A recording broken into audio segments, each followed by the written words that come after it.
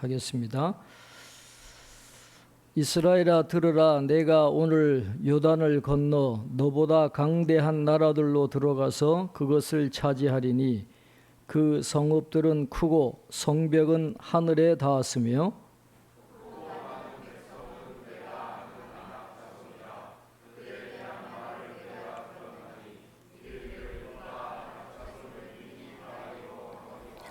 오늘 너는 알라. 내 하나님 여호와께서 맹렬한 불과 같이 내 앞에 나아가신즉 여호와께서 그들을 멸하사 내 앞에 엎드러지게 하시리니 여호와께서 내게 말씀하신 것 같이 너는 그들을 쫓아내며 속히 멸할 것이라.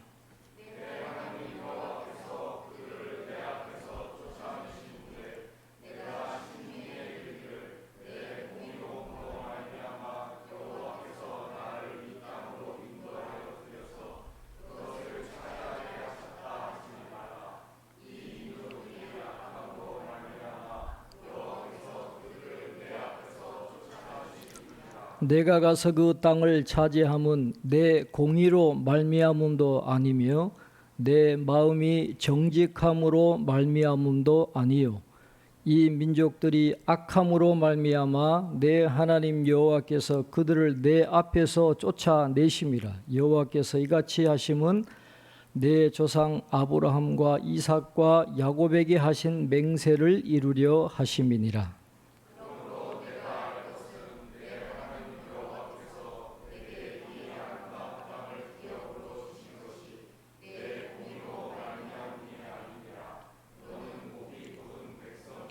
너는 광야에서 내 하나님 여호와를 경노하게 하던 일을 잊지 말고 기억하라. 내가 애굽 땅에서 나오던 날부터 이곳에 이르기까지 늘 여호와를 거역하였으되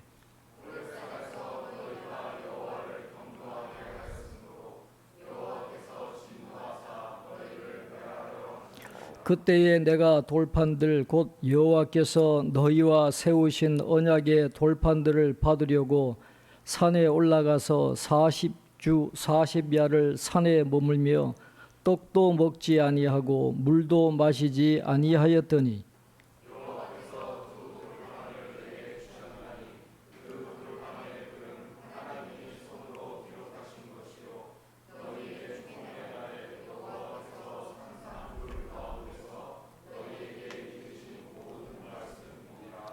아멘.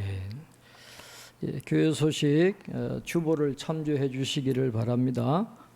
광고 드린 대로 오늘은 예배 후에 신의 악단 영화를 관람하도록 하겠습니다. 제가 이번 주간에 휴가를 좀 다녀오겠습니다.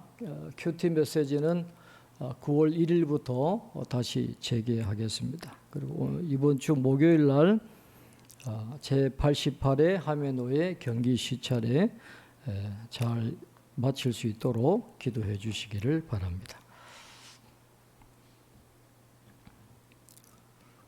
신명기에서 자주 말씀드리지만 신명기의 가장 중요한 주제 가운데 하나가 땅이라 그랬습니다. 하나님을 경외하고 또 하나님의 말씀에 순종하는 것도 그 땅에서 번성하느냐 또 그 땅에서 멸망하느냐라고 하는 것을 결정하는 아주 중요한 요소인데 그 모든 게 다 이 땅과 연결되어 있음을 우리는 볼 수가 있습니다. 이제 이 땅으로 이제 곧 출애굽 2세대가 들어가게 되는데 오늘 모세는 오늘 본문을 통해서 출애굽 2세대가 그 땅에 왜 들어가게 되는지 그 이유에 대해서 다시 한번 설교를 통해서 가르쳐 주고 있는데 먼저 이스라엘 백성들이 그 땅에 대해서 갖고 있는 두려움을 모세가 먼저 언급하고 있음을 볼 수가 있습니다. 자, 1절 2절에 보면 뭔가 지금 메아리가 들리는 것 같아요. 익숙한 말이 들리는 것을 볼 수가 있습니다.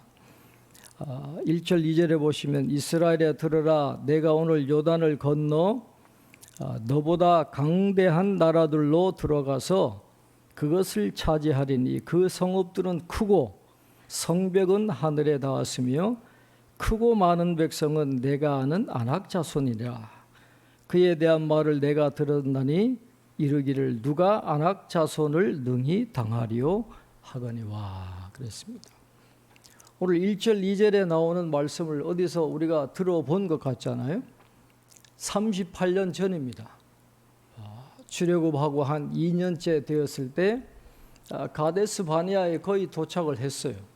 이제 곧 올라가면 가나안 땅으로 곧바로 들어갈 수 있는 그 땅인데 12명의 정탐꾼을 보냈는데 돌아와서 10명이 부정적인 보고를 합니다. 갈렙과 여호수아는 올라가서 차지하자. 하나님이 주신 땅인데 넉넉히 이기리라. 그렇게 이야기하지만 다른 10명은 아니다라는 거예요. 성읍들은 하나같이 크고 견고하고 그 땅에 이 거하는 사람들은 아낙 자손이라 이 거인족들이라는 거예요. 도저히 용기가 나지 않아요. 두려워요. 하나님 말씀에 순종하지 않는데 그 두려움 때문에 결국은 38년을 광야로 헤매고 다녀야 되는 건데 바로 그 자리로 모세가 데리고 들어가는 것이죠. 너희들이 그 이야기를 지금도 듣고 있다는 거예요. 너희들이 지금도 아낙 자손에 대한 그런 두려움을 갖고 있는 걸 모세가 다 알고 있습니다. 그런 출애굽 2세대 앞에 지금 모세가 땅에 대해서 이야기하는 건데 다시 그 옛날 이야기를 끄집어내는 것은 너희들의 능력으로는 안 된다라는 걸 강조하는 것입니다. 성도 크고 견고하고 벽도 높고 아낙 자손 그 거인들이 그 무장하고 지키고 있는 그 땅을 너희들 스스로의 힘으로는 차지할 수 없다라는 것을 다시 한번 상기시키는 것이죠. 너희들의 능력으로는 불가능하다. 이스라엘이 열세다라고 하는 것을 다시 한번 강조를 합니다. 그러나 그것으로 끝이 아니다라는 것이죠. 3절에 이제 반전이 나타나게 됩니다. 우리 3절 말씀 한번 같이 읽겠습니다. 우리 3절 같이 읽겠습니다. 오늘 너는 알라 내 하나님 여호와께서 맹렬한 불과 같이 내 앞에 나아가신즉 여호와께서 그들을 멸하사 내 앞에 엎드러지게 하시리니 여호와께서 내게 말씀하신 것 같이 너는 그들을 쫓아내며 속히 멸할 것이라. 아멘. 너희들의 능력으로는 불가능하지만 하나님이 맹렬한 불처럼 임재하신다라는 거예요.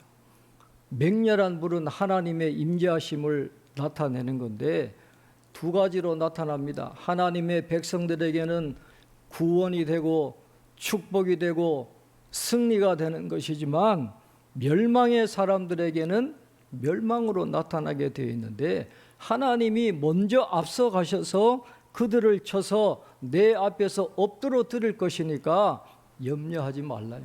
두려워하지 말라는 거예요. 하나님 말씀을 의지하고 나아가서 그들을 속히 멸하라 그렇게 말씀을 하고 있습니다.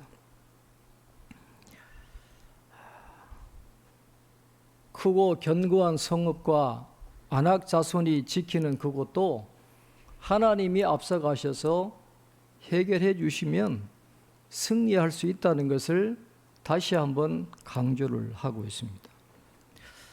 오늘 우리의 삶에도 이런 아낙 자손 같은 그런 어려움이 있지 않습니까? 우리의 힘으로는 도저히 해결할 수 없는 그런 문제들, 불안한 문제들, 염려, 여러 가지 그런 문제들이 있지만은 우리가 꼭 기억해야 될 것은 그런 문제 앞에 낙심하고 걱정되고 염려되고 두려워하지만 하나님이 앞서가시면 찬송가 가사 있잖아요. 복음성가 하나님을 만나면 끝난 것이다. 하나님이 앞서가셔서 문제를 해결해 주시면 놀라운 일이 일어날 수 있다라는 거예요. 반전이 있을 수 있다라는 것이죠. 그래서 맹렬한 불과 같이 앞서 나가시는 그 하나님의 은혜가 여러분의 삶 속에 나타나는 그런 축복이 있기를 바랍니다. 하나님이 하시면 되는 거예요.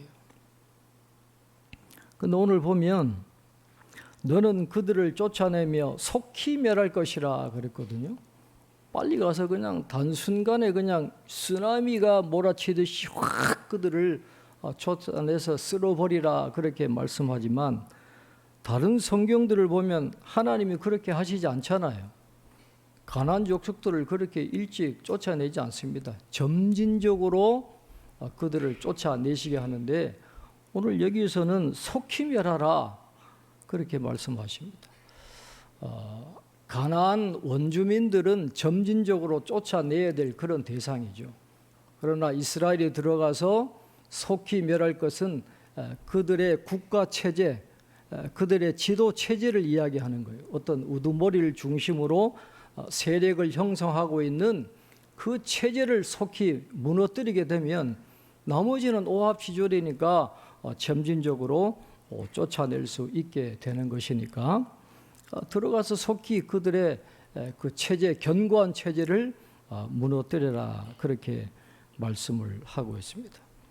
그래서 가나안 땅에 들어가서 승리할 수 있는 비결은 어떤 군사적인 기술을 갖는다든지 어떤 자신감을 갖는다든지 거기에 있는 게 아니라 오히려 자신들의 연약함을 고백하면서 하나님의 위대하심을 인정하고 하나님을 신뢰할 때에 승리할 수 있다라고 하는 사실을 모세를 통해서 하나님은 다시 한번 분명하게 말씀을 하고 있습니다.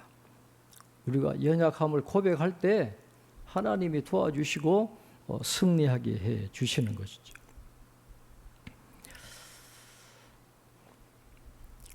그러나 하나님은 이미 가나안 땅에서 승리하게 되었을 때에 이스라엘 백성들이 어떻게 행동할 것인가를 이미 다 알고 계세요. 그들이 과연 가나안 땅에 들어가서 승리했을 때 그들의 연약함을 고백하고 순순히 이게 다 하나님의 은혜입니다. 그렇게 고백했을까요? 그렇지 않다라는 것이죠. 우리 4절 5절 한번 같이 읽겠습니다. 4절 5절 우리 같이 읽겠습니다. 내 하나님 여호와께서 그들을 내 앞에서 쫓아내신 후에 내가 심중에 이르기를 내 공의로움으로 말미암아 여호와께서 나를 이 땅으로 인도하여 들여서 그것을 차지하게 하셨다 하지 말라. 이 민족들이 악함으로 말미암아 여호와께서 그들을 내 앞에서 쫓아내심이니라. 내가 가서 그 땅을 차지함은 내 공의로 말미암음도 아니며 내 마음이 정직함으로 말미암음도 아니요 이 민족들이 악함으로 말미암아 내 하나님 여호와께서 그들을 내 앞에서 쫓아내심이라. 여호와께서 이같이 하심은 내 조상 아브라함과 이삭과 야곱에게 하신 맹세를 이루려 하심이니라. 아멘. 하나님께서 가나안 땅에 들어가서 승리하게 하신 다음에 내가 심중에 이르기를 하나님은 마음까지도 다 알고 계세요. 분명히 이스라엘 백성들이 승리하고 난 다음에 마음속에 품은 생각을 하나님은 이미 알고 계시고 모세를 통해서 경고하시는 것입니다. 그렇게 하지 말라는 거예요. 이스라엘 백성들이 마음속에 어떤 생각을 합니까? 내 공의로움으로 말미암아 여호와께서 나를 이 땅으로 인도하여 들여서 그것을 차지하게 하셨다. 내 공의로움으로 말미암아 하나님이 우리로 하여금 이 땅을 차지하게 하셨다라고 속으로 분명히 그렇게 말할 것이라고 지금 경고를 하고 있는 것이죠. 이스라엘 백성들의 이런 속마음은 사실 이런 의미를 갖고 있습니다. 이 승리가 우리의 업적이 아닌 것은 분명하지만 그러나 이 승리는 하나님의 보상이 틀림이 없다. 하는 그런 생각을 하게 되는 것이죠. 물론 하나님의 능력으로 승리한 건 맞습니다. 크고 견고한 성읍, 이 아낙 족속들이 견고하게 지키는 그 성읍들을 400년 동안 애굽에서 종살이를 했어요. 40년 광야 생활하는 정말 그들과에 비하면 오합지졸 같은 이런 이스라엘 백성들이 그 땅을 차지해서 이기리라고 누가 감히 상상이나 했겠어요. 인간적으로는 불가능하죠. 그러나 하나님이 승리하게 해 주셨을 때 이스라엘 백성들은 그런 마음을 품는다는 거예요. 우리의 선행에 대한, 우리의 공의로움에 대한, 우리의 정직함에 대한 하나님의 보상이구나. 그들이 그렇게 하나님으로부터 보상받을 만큼 떳떳한 게 뭔가가 있었다라는 거예요. 자기들이 공로를 내세우는 것입니다. 교만한 마음이 있는 거예요. 하나님이 우리가 이렇게 했으니까 우리에게 이런 상을 주시는구나.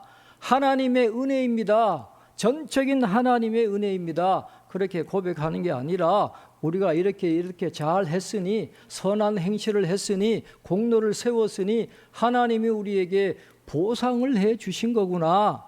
심중에 분명히 그렇게 말할 거라는 거예요. 하나님은 그런 교만을 조심하라고 미리 경고를 주고 있는 것입니다. 그들이 승리하게 된 건 오직 두 가지 이유 때문이라고 말씀하세요.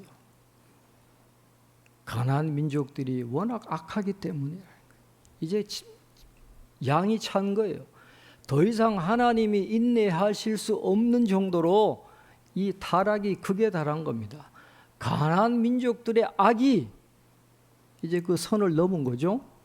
그 다음에 두 번째는 하나님이 조상들에게 하신 언약을 이루기 위해서였다라고 말씀을 하고 있습니다. 그들이 가나안 땅을 차지하는 건 그들의 선행에 대한 하나님의 보상이 아니에요. 가나안 민족들의 악함과 이스라엘 백성들의 조상들에게 약속하신 그 약속을 신실하게 지키시려는 하나님의 은혜와 사랑으로 인한 것이지 그들에게 보상으로 주시는 게 아니다라는, 모든 게 다 하나님의 자비요, 하나님의 사랑이요, 하나님의 은혜라고 하는 것을 잊어서는 안 된다라고 말씀을 하고 있는 것이죠.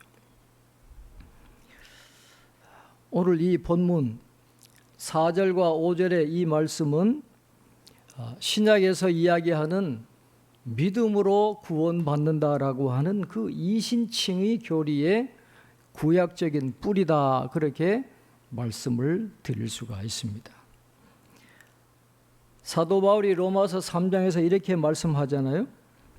그러므로 사람이 의롭다 하심을 얻는 것은 율법의 행위에 있지 않고 오직 믿음으로 되는 줄 우리가 인정하노라, 그렇게 말씀하는데, 바로 이 사도 바울이 이 말씀을 하면서 염두에 두고 있던 말씀이 바로 오늘 이 신명기 이 말씀이에요.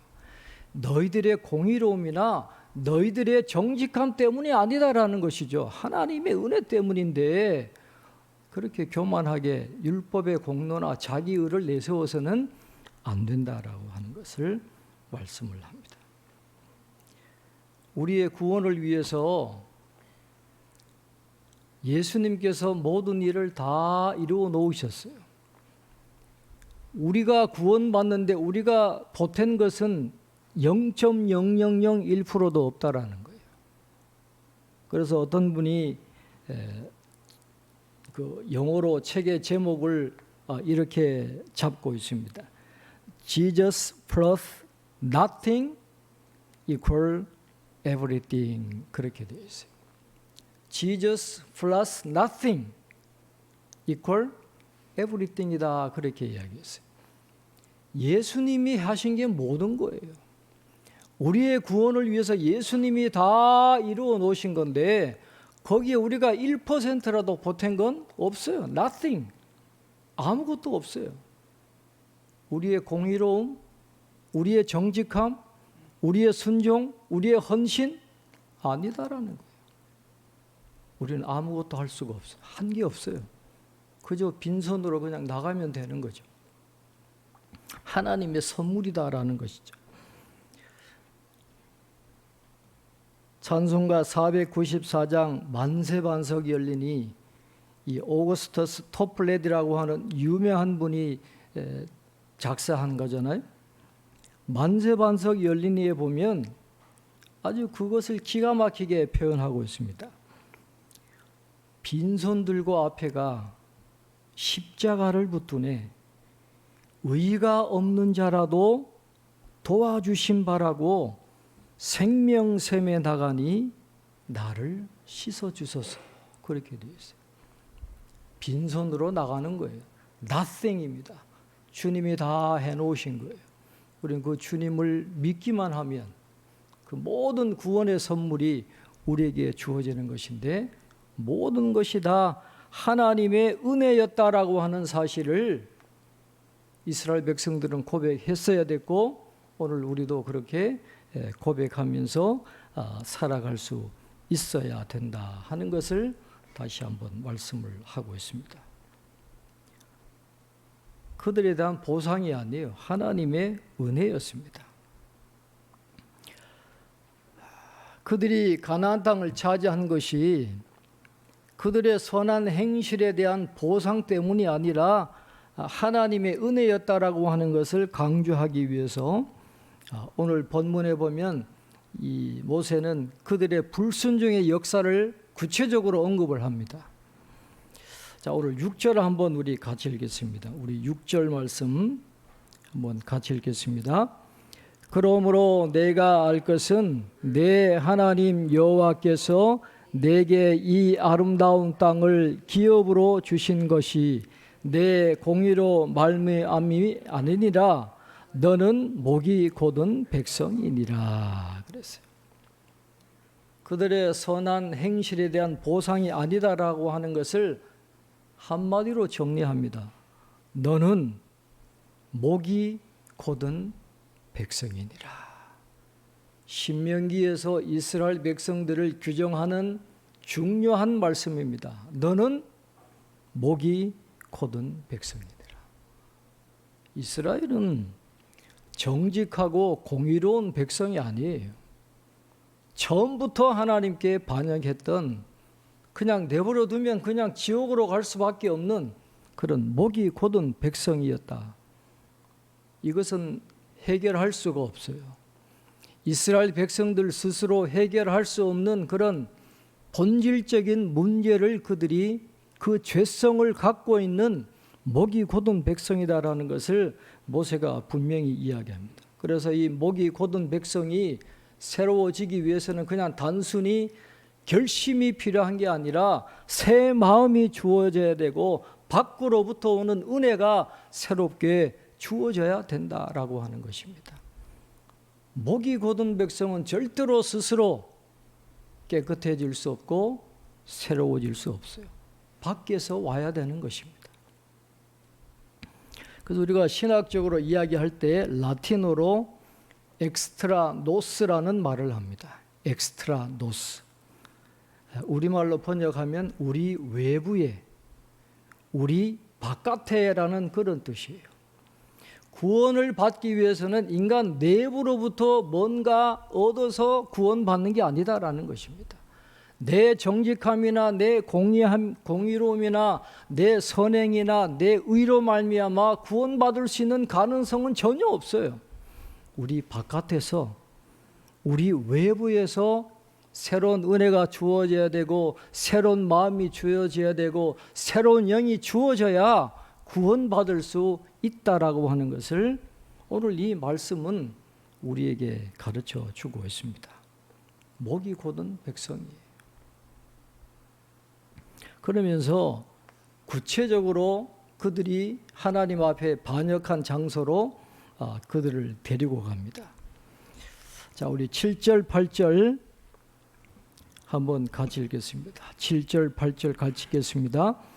너는 광야에서 내 하나님 여호와를 경노하게 하던 일을 잊지 말고 기억하라. 내가 애굽 땅에서 나오던 날부터 이곳에 이르기까지 늘 여호와를 거역하였으되 호렙산에서 너희가 여호와를 경노하게 하였으므로 여호와께서 진노하사 너희를 멸하려 하셨느니라. 아멘. 목이 곧은 백성이라는 것을 다시 한번 상기시키기 위해서 호렙산에서 있었던 금송아지 숭배 사건으로 다시 이스라엘 백성들을 이끌고 갑니다. 그러면서 이야기합니다. 그 사건을 절대로 잊지 말고 기억하라 하는 것입니다. 여기서 모세는 사실상 출애굽 2세대에게 이렇게 말하는 것입니다. 내가 얼마나 잘했는지를 기억하지 말고 내가 얼마나 자주 하나님을 거역했는지를 기억하라. 그렇게 말씀하고 있어요. 왜 그렇습니까? 잘한 걸 기억하면 이 승리는 보상인 거예요. 그러나 못한 것, 잘못한 것을 기억하면 할수록 그건 하나님의 은혜가 되는 것입니다. 그래서 이스라엘 백성들에게 너희들이 잘못한 것, 그 호렙산에서 하나님을 배역하고 금송아지를 만들고 숭배한 그 잘못을 잊지 말고 기억하라는 거예요. 너가 목이 곧은 백성임을 잊지 말라는 것입니다. 그것이 그래서 하나님의 선물이라는 사실을 반드시 기억하라. 그렇게 말씀을 하는 것이죠. 하나님이 얼마나 분노하셨습니까?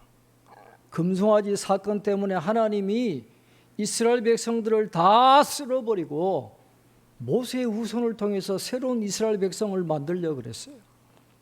다 죽여버리려고 그랬어요.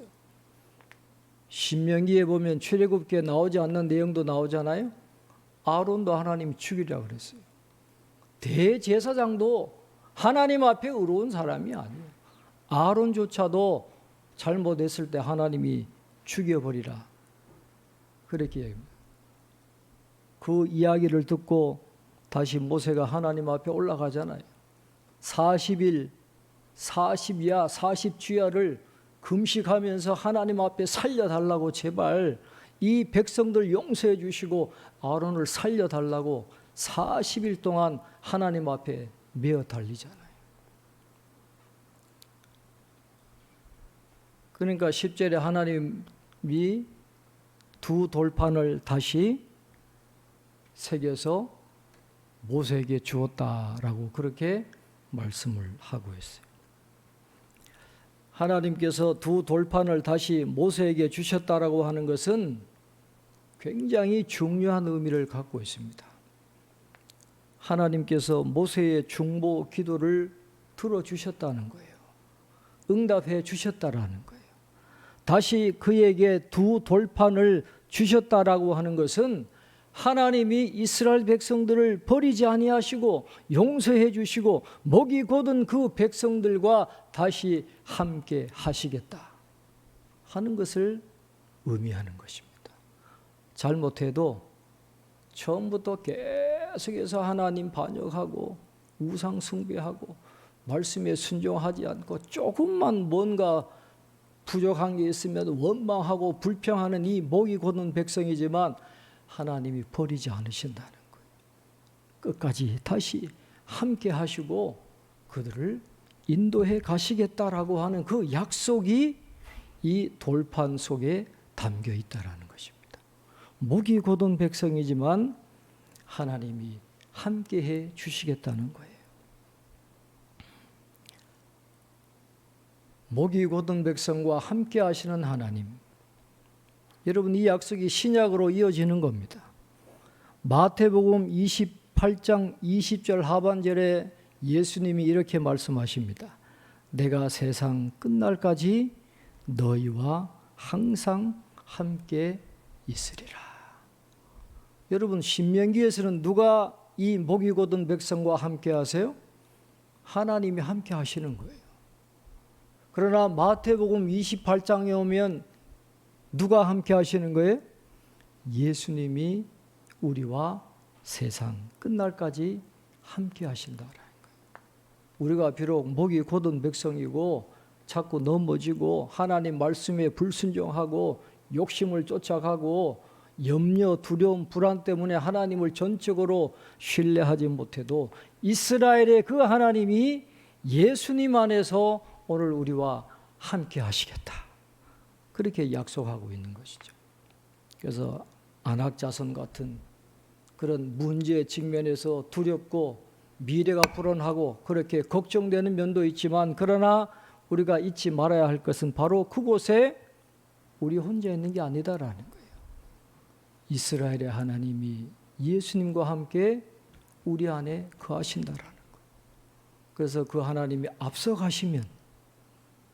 앞서서 나가시면 그 견고한 성읍도 무너지게 되어 있고 우리의 삶의 모든 문제들도 해결되는 그런 은혜를 우리가 누릴 수 있다라고 하는 것을 오늘 말씀은 우리에게 가르쳐 주고 있습니다.